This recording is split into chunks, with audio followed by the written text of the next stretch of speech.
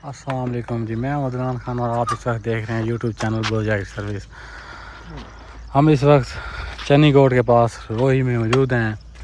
यहाँ मेरे ट्रैक्टर चल रहे हैं जो कि 15 मुरब्बे ज़मीन तैयार करनी थी, लेदर लैंड लेवलर वो तैयार कर रहे हैं।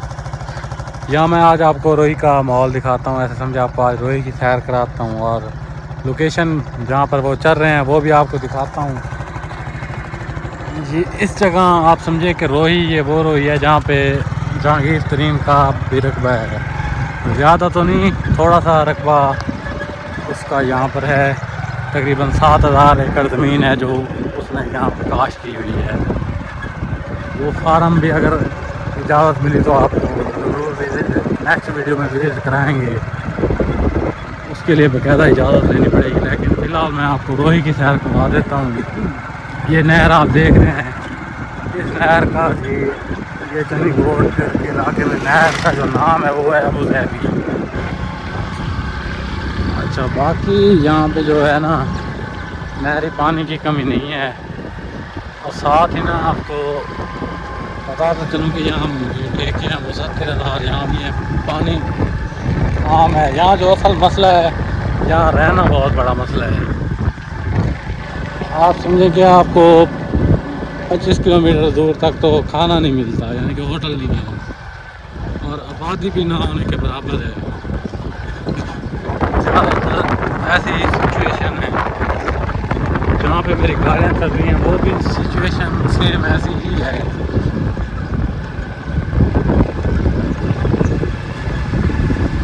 और खाना जो है ना वो तो बिल्कुल ही महंगा मिलता है। आप समझें कि आप यहाँ किसी ढाबे से नहीं 5 स्टार होटल से खाना लेके खा रहे हैं। साथ में 500 का 300 का 500 का पेट्रोल बिल आदमी डर जाता है। हम एक टाइम खाना लेके आते हैं तो यानी कि दोपहर के जैसे कि 1 बज रहे हैं तो खाना हमने मंगा लिया, उसके बाद शाम को भी यही खाना यूज़ करेंगे क्योंकि रात में फिर आना जाना इन इलाकों में वैसे मुश्किल हो जाता है। यहाँ रहने के लिए सबसे बड़ा हौसला चाहिए, वो है तो फिर आप इन जैसी जगहों पे रह सकते हैं। वो क्या है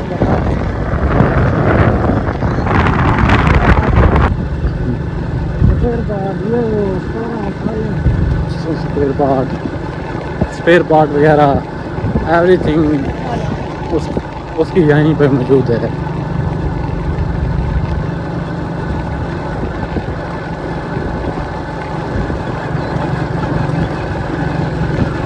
बाकी आप देख लें यहाँ, और जो बात है ना यहाँ पे रहने वाली, यहाँ पे हम तकरीबन आप समझ लें कि अगर आप रहते हैं और बाहर से खाना खाते हैं तो 2-3 हज़ार डेली का खर्चा है बाहर से आम खाना खाने का।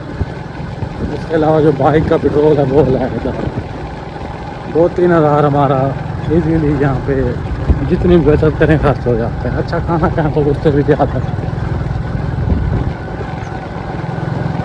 ऐसे समझें ये इटली बना हुआ है हमारे लिए, जैसे बंदा बाहर के मुल्क में नहीं आ गया। ये सामने आप जहाँ ट्रेन का फार्म भी देख सकते हैं, उसके कुछ ट्रैक्टर यहाँ पर ठहरे हैं, कुछ चल भी रहे हैं। छोटे छोटे तो उसके बेशुमार फार्म हैं।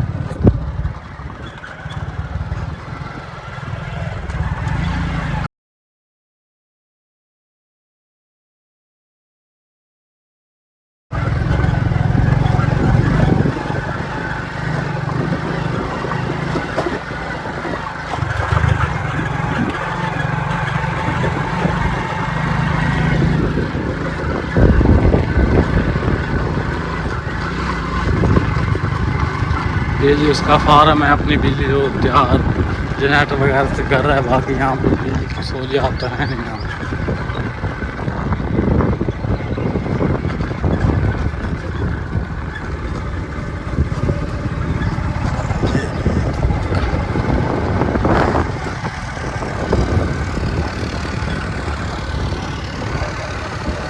ये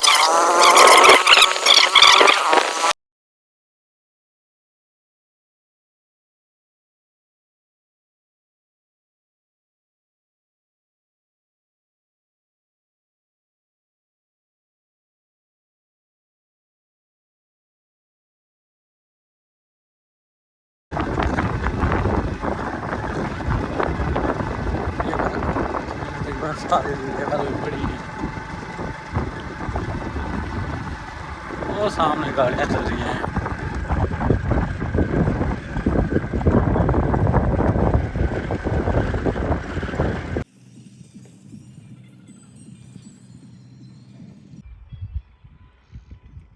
जी तो दोस्तों फाइनली हम आ चुके हैं जहाँ हमारी गाड़ियाँ चल रही हैं। आपको जैसे कि बताया है यहाँ पे जो रकबे की काश्त है वो ज़्यादातर दो से तीन फसलों पर इन्हिसार है। नंबर 1 तो यहाँ कपास और गंदम लगाई जाती है, और जो मतलब गन्ना है वो भी काश्त होता है, लेकिन यहाँ पर सिर्फ ज़्यादा गन्ना काश्त कर रहा है जहांगीर तरीन JDW फार्म वाले। बाकी बनिस्बत उसके कम है, गंदम और कपास ज़्यादा है। बाकी राया वगैरह भी यहाँ काश्त करते हैं। दूसरी जो आपको पता है रोई की फसलें हैं वो भी यहाँ काश्त होती रहती हैं। ठेका आपको बताया यहाँ 70,000 है ठेका साल का, 35,000 6 महीने का। और जो यहाँ रहने के मसाइल वो थोड़ा सा मुश्किल हैं। बाकी ठेके यहाँ अगर देखे जाएँ तो ठेके मुनासिब हैं।